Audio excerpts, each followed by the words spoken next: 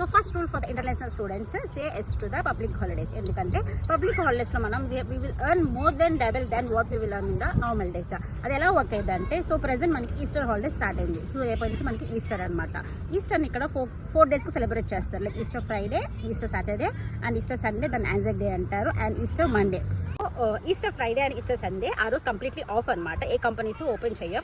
Part టైమర్స్కి ఆ రోజు contract hours ఉంటాయి కాబట్టి వాళ్ళు వర్క్ చేయకపోయినా కూడా ఆ అవర్స్కి వాళ్ళకి మనీ వచ్చేసింది. దెన్ మన comes to Saturday and Monday of అయినా కానీ స్టిల్ కంపెనీస్ ఓపెన్ చేస్తాయి. సో మనం వర్క్ చేస్తాం కాబట్టి మనకి బేసిక్ పే $26 ఉంటే మనకి ఆ రోజు per hour near to $60 pay వస్తుంది. వన్ కమ్స్ టు క్యాజువల్కి ఏ కాంట్రాక్ట్ బేస్ మీద వర్క్ చేయరు కాబట్టి so Friday and Sunday completely off, pay ఏం రాదు. And one comes to Saturday and Monday ఒకవేళ వాళ్ళకి అవర్స్ వస్తే ఆ రోజు సేమ్ డబుల్ పే వచ్చింది.